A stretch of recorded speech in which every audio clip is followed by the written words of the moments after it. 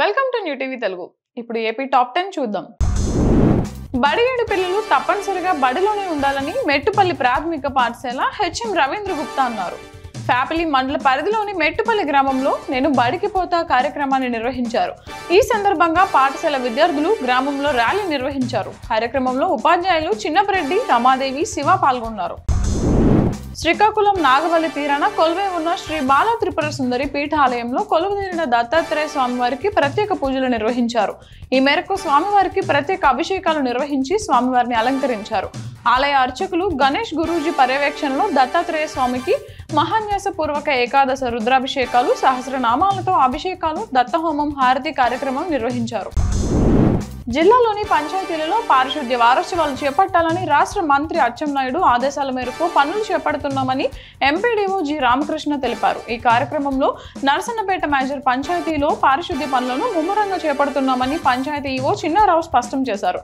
ఈ క్రమంలో ప్రధాన రహదారిలోని జమ్ము కూడలి వద్ద పారిశుద్ధ్య కార్యక్రమాలను చేపట్టామని ఆయన తెలియజేశారు. అనంతగిరి మండలంలోని పలు మారుమూల గ్రామాల్లో రహదారి సౌకర్యం లేక గిరిజనులు ఇబ్బందులు ఎదుర్కొంటున్నారు. మండలంలోని పేదకోట పంచాయతీ పరిధి ఇరుకురాయి, గడ్డిబంద, చింతలపాలెం గ్రామాలకు రహదారి సౌకర్యం లేక గిరిజనులు పెదకోట డిపో నుంచి రేషన్ బియ్యాన్ని వాగు దాటి తమ గ్రామాలకు మోసుకొని వెళ్లారు. అధికారులు, ప్రభుత్వం స్పందించి రహదారి వంతెన నిర్మాణం చేపట్టి తమ యొక్క కష్టాలు తీర్చాలని వారు కోరారు. నర్సీపట్నంలో బాల వినాయకుని ఆలయంలో వినాయకుని మాలాధారణ దీక్షలు ప్రారంభమయ్యాయి. 101 రోజుల దీక్షలను భక్తులు స్వీకరించారు. ఆలయ ప్రధాన అర్చకులు గురుస్వామి గణేశ్వరరావు వినాయకునికి ప్రత్యేక పూజలు నిర్వహించి భక్తులకు మాలాధారణ చేశారు.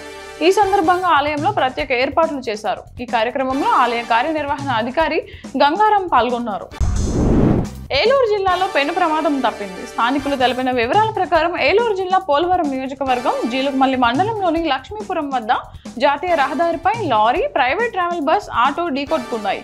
అయితే అదృష్టవశాత్తు ఎటువంటి ప్రాణహాని జరగలేదు. ప్రయాణికులందరూ స్వల్ప గాయాలతో బయటపడ్డారు. గత వైసీపీ ప్రభుత్వంలో జగనన్న కాలనీల కోసం రైతులతో తక్కువ ధరకే భూములు అగ్రిమెంట్ చేయించుకొని కోట్లలో సంపాదించుకున్న వైసీపీ నాయకులపై చర్యలు తీసుకుని న్యాయం చేయాలని BSP state secretary Chindanuru Nagaraju తహసీల్దార్ను కోరారు. స్థానిక బాధిత రైతన్నలతో కలిసి BSP state secretary Chindanuru Nagaraju Rayadurgam పట్టణంలోని తహసీల్దార్కు వినతి పత్రాలు అందించారు. రైతులకు న్యాయం చేయాలని కోరారు.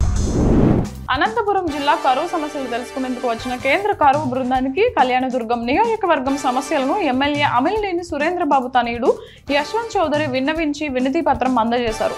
ఎమ్మెల్యే అమిలినేని సురేంద్రబాబు అసెంబ్లీ సమావేశాల దృష్ట్యా అమరావతిలో ఉండగా విషయం తెలుసుకున్న సురేంద్రబాబు తనయుడు యశ్వంత్ చౌదరిని పంపించారు. ఈ సమావేశంలో రైతులు, టీడీపీ నాయకులు పాల్గొన్నారు. చిన్న పరిశ్రమలకు రాయితీలు అందిస్తామని రాష్ట్ర చిన్న తరహా పరిశ్రమల శాఖ మంత్రి కొండపల్లి శ్రీనివాస్ ప్రకటించారు. సచివాలయంలో మంత్రిగా బాధ్యతలు స్వీకరించిన ఆయన మాట్లాడుతూ, ముఖ్యమంత్రి, టీడీపీ అధినేత చంద్రబాబు నాయుడు ఆశీస్సులతో మంత్రిగా బాధ్యతలు తీసుకున్నానని అన్నారు. నూతన పారిశ్రామికవేత్తలకు ప్రభుత్వానికి మధ్య వారధిలా పనిచేస్తామని స్పష్టం చేశారు. బీసీలకు చేసే అవకాశాన్ని ముఖ్యమంత్రి చంద్రబాబు తనకు ఇచ్చారని బీసీ సంక్షేమ శాఖ మంత్రి సవిత అన్నారు. సచివాలయంలోని 4వ బ్లాక్లో ఆమె మంత్రిగా బాధ్యతలు స్వీకరించారు. ప్రతి జిల్లాలో బీసీ స్టడీ సర్కిళ్లు, బీసీ భవన్లను ఏర్పాటు చేయబోతున్నామని ఆమె వెల్లడించారు.